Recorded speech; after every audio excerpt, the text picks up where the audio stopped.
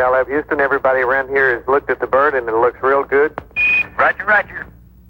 And you're being awaited by the USS Ticonderoga. And we're waiting to see you back here in Houston, too.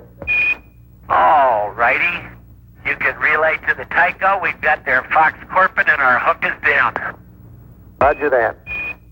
This was Skylab on the final day of the first manned mission. And if you guys The crew would like had this to, last hear view about as the they weather made report preparations area, for return to I'll, Earth. Give it to you here. It had been a successful mission. It's, The large pretty majority out of there. scientific objectives were Doors are accomplished. open, 10 miles, But the visible. bright orange sunshade, about a the 12 single mile solar going, wing, presented a striking reminder of a mission that was something more than routine. 7 degrees. A mission that gave new meaning to the term manned spaceflight. Minus 13, 12, 11, 10, 9, 8. We have ignition sequence has started. 6, 5, 4, 3, 2, 1, 0. And we have liftoff.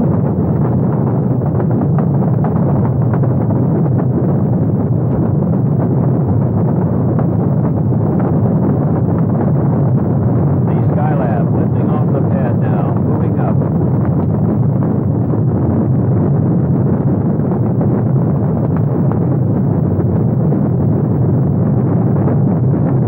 Skylab has cleared the tower. It was the afternoon of May 14, 1973, when the unmanned Skylab Saturn workshop was hurled aloft at Cape Kennedy, on the way to its assigned orbit 236 nautical miles in space. The cloud cover was heavy on launch day and prevented tracking cameras from seeing an event that occurred about 1 minute into the mission. At the point of maximum vibration, telemetry sensed premature deployment of the meteoroid shield, followed by a weak electrical signal from the workshop solar arrays. Clearly, there had been a problem, but the exact nature wasn't known until after orbital insertion. During the first revolution, Skylab temperatures began to rise rapidly, and pieces of the puzzle started to fall in place. NASA engineers surmised that the anomalies were most likely related. It was felt that the meteoroid shield had been completely lost at deployment, which accounted for the high heat levels. Also, that fragments of the meteoroid shield had jammed or otherwise hindered full deployment of the solar array panels. Failure of these panels, which were designed to furnish about half of Skylab's electrical power, meant that the total power burden would have to be borne by solar panels of the Apollo telescope mount. By early evening, workshop temperatures had risen above the level of safety. Launching of the crew the following day received an indefinite hold, pending satisfactory solutions. Flight support and engineering teams were immediately set in motion to find the answers. At stake was the future of the entire Skylab program. The most urgent need was to achieve a thermal-electrical balance. This meant maneuvering to an optimum flight attitude for solar requirements that were in direct conflict. Too much solar radiation would drive temperatures higher, increasing the chances of component damage and food spoilage. On the other hand, generation of electrical power to drive heat exchangers and food freezers was wholly dependent on exposure to the sun. While flight controllers struggled to achieve this delicate balance, other teams had the major objective of designing a thermal shield that could be deployed on the workshop to make it habitable. NASA centers and private industry responded with a variety of shield concepts. The most promising designs were released for fabrication.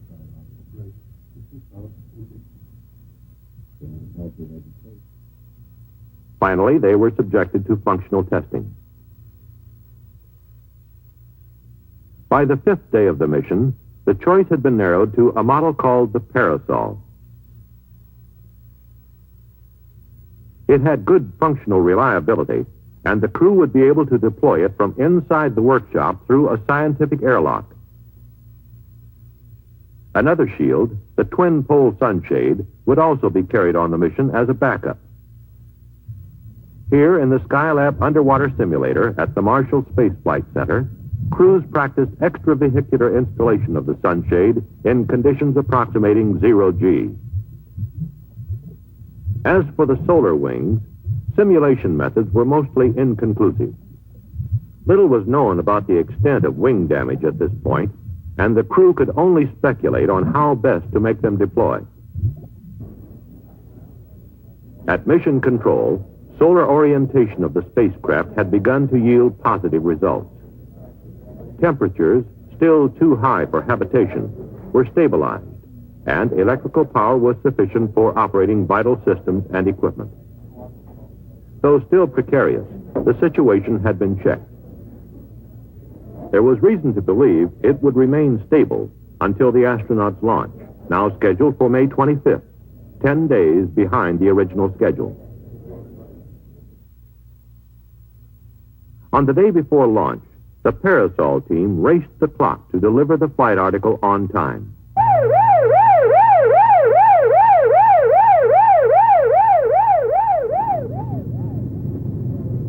They were down to the last 30-minute extension as the Parasol, packed in the flight canister, was loaded for transfer to Cape Kennedy.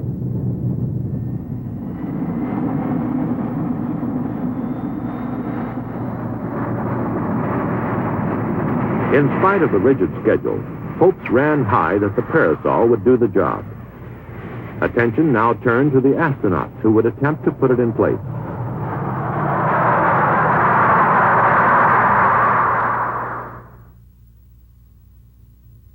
In the early morning hours of May 25th, Skylab 2, with both thermal shields stowed aboard, was well along in the countdown.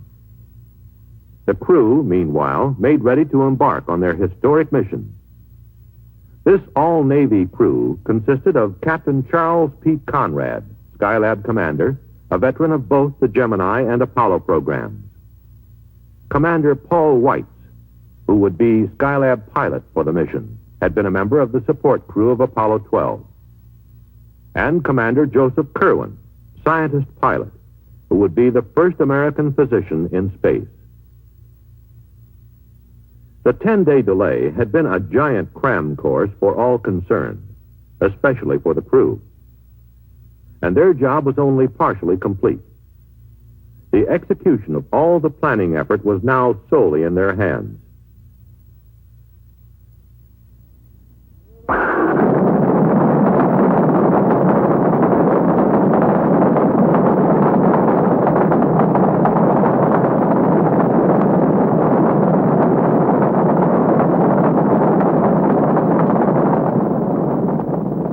Following a smooth launch, Skylab 2 maneuvered to the proper flight path attitude for its initial downrange orbit.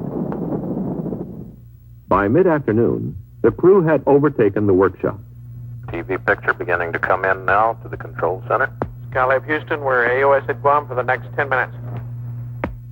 Tally, the Skylab. We got her in daylight at 1.5 miles, 29 feet per second.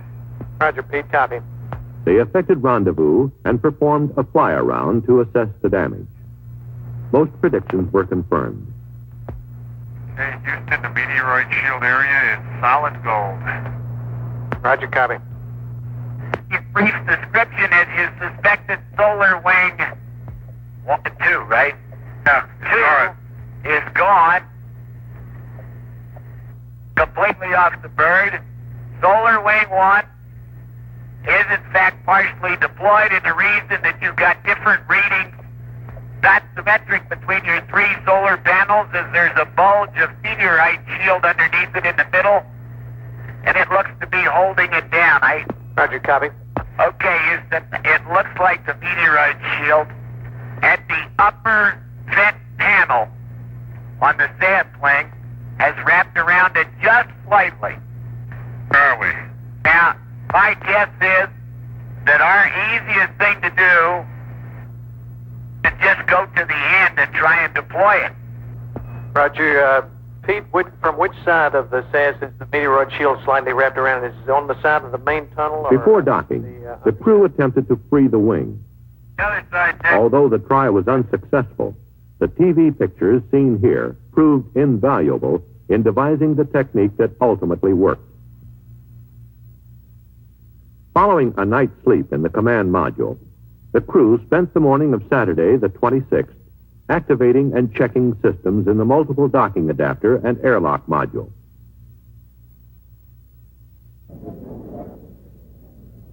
Later, they were given a go to enter the workshop. So we are progressing slow but sure, and everything so far is working. By late afternoon, the canister was positioned in the scientific airlock, ready for parasol extension. Okay, Pete, we had a little drop out there, some noise. Could you tell us what step you're on? We're about to put rod delta on. Roger, copy. Okay, we had no trouble venting it down. It vented in about 4 minutes, and it held 0 for 10 minutes without any outgassing. Door opened very smoothly, and so far the rod extension has gone very easily, and as I say, we're just taking a little heat break. Some 4 hours after the operation began, the thermal parasol was deployed. It was then placed in position close to the workshop skin. Well, we don't think so, Houston. We can see the ends of all the rods. It's completely free of anything. There's nothing hanging it up. It took about 2 revolutions of Skylab before temperatures began to fall. Projections showed that if the present trend continued, the workshop would be below 100 degrees the following day. It wouldn't be the most comfortable environment, but after a discussion with the crew, the decision was made to proceed the next morning with the normal flight plan. The crew put in a long, trying day activating the workshop. Getting things organized and in the proper place was a chore in itself. However, they were discovering to their satisfaction that moving big pieces of gear presented no problem in the weightless environment. By noon, Monday the 28th, with the workshop completely activated, primary emphasis was on getting the biomedical experiment started. This was the first in a series of lower body negative pressure and vector cardiogram experiments. Paul White's the subject, Joe Kerwin the observer. There followed a workout on the bicycle ergometer to check metabolic effectiveness and to evaluate the bicycle as an exerciser for long-duration missions. Ideally, the handlebars would be longer than they are now and would kind of sweep down around you so you could grab them in the right place. Other medical experiments conducted over the next few days included blood samplings from each crew member to satisfy the 5 blood study experiments. Body mass measurement to determine each crewman's daily weight and to validate the use of this device for weighing in 0G. A rotating litter chair, a part of the human vestibular function experiment, tested for motion sickness, rotation perception, and ability to determine orientation. In addition to these and other medical experiments, science experiments were simultaneously being performed. Here, Pete Conrad operates the Apollo telescope mount control and display panel in preparation for the solar physics studies. In subsequent operations, data such as this active region of the sun was recorded by the telescope. Weird sound, but it's pretty clever movement. You ready to start? Got a tape motion light. The Earth resources experiments also got underway after activation of the 6 remote sensing systems. Mark, S-192, I got a ready light. We just came out from over the clouds. How about that? Auto sequence start on 90, and you EPC, go. From a broad field of view provided by this large space platform, the systems began photographing selected portions of the Earth's surface in the visible and near-infrared spectral regions. There went out. Although the crew had earlier encountered a number of equipment problems, the result of excessive temperatures, the prospects now looked bright for a full 28-day mission. The temperature had stabilized in the mid-70s. The food was good, and so was morale. And up to now, the 4,700 watts of available power appeared to be adequate as long as high-load experiments were staggered. However, by the 5th day, some of the storage batteries had begun to perform in a degraded manner. The power shortage grew critical, and it became apparent that to carry out the mission, the jammed solar panel would have to be deployed. Meanwhile, at Marshall, in the underwater simulator, techniques were being developed based on TV coverage of the solar wing. Using only tools and equipment like those aboard Skylab, the backup crew developed a set of procedures they felt would do the job. On June 7th, astronauts Conrad and Kerwin made their exit to put the plan into operation. Just take your time. Okay, Houston, we're out there. We have the debris in sight. There looks like enough room to get the cutter, and I'm trying to help Joe stabilize. As the simulations had shown, access to the solar wing was the big problem, what with few handholds or foot restraints. It was solved by joining pole sections of the twin-pole sunshade, anchoring it by hooking a pair of cutters onto the strap that held the wing. Thus, a temporary handrail was fashioned that allowed Pete Conrad access to the solar wing, where he attached a tether. The cutters then severed the strap, and the tether was pulled taut to free the wing actuator. After the crew returned to Skylab, an attitude change placed the solar array system into the sun, where, after a period of warming the hydraulic dampers, the panel arrays fully deployed. Within hours, the electrical power surged to almost double the previous level. It meant that the power management scheme could be abandoned, and the original flight plan could be resumed.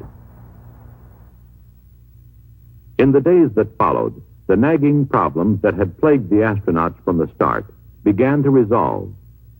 The mission began to sound much more routine, more like a normal working day. Experiments were coming off like clockwork, and a wealth of scientific data was being gathered. Experiments such as this one in materials processing.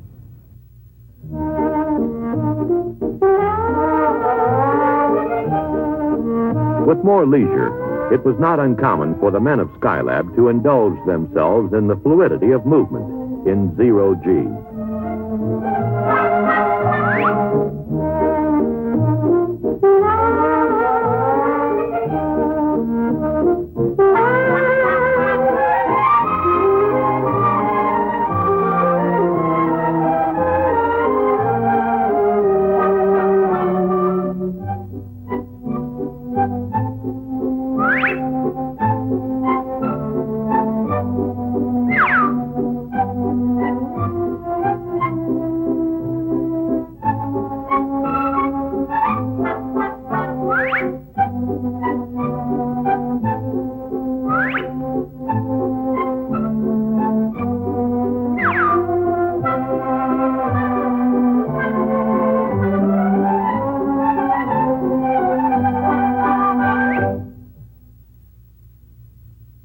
The weightless condition also simplified sleep accommodations.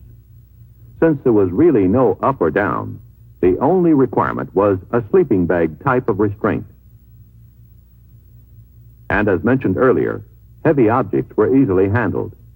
It was the small pieces that sometimes got away. But even when objects were lost, they generally turned up sooner or later on the air conditioning screen, there to be reclaimed. On day 29, after performing final closeout of the orbital workshop, the crew donned spacesuits for the return leg of their mission. Skylab Houston, we're in at hold CMG. Your go for undocking. Okay, stand by. Roger. Okay, we're free. We got 0.4 of a foot per second, Houston. Roger. Bye-bye, Skylab.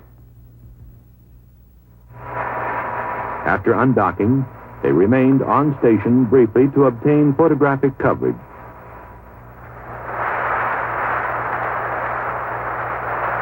Following deorbit, the command module, its heat shield trailing a fiery plume, re-entered the atmosphere. For the first time in about a month, the crew experienced the forces of gravity. Ticonderoga standing by for sonic boom now.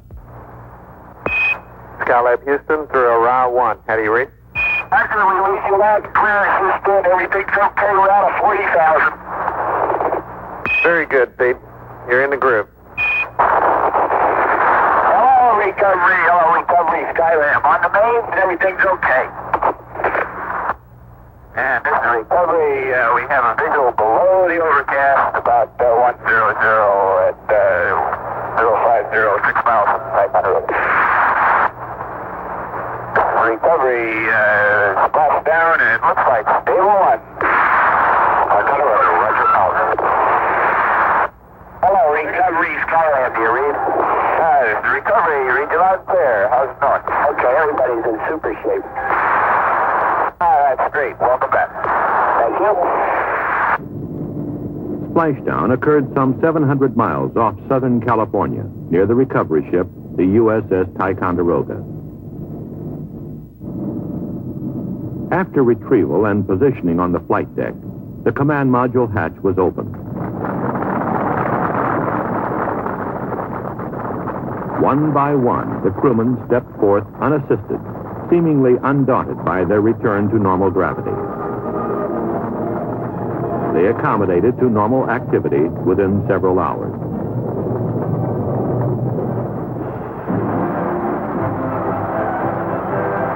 In San Diego, the first Skylab crewmen were received by a vocal and appreciative throng. They had reason to be proud. The large majority of scheduled experimental data was gathered, and all subsystem operational test objectives were achieved. All this in spite of the problems encountered from the start.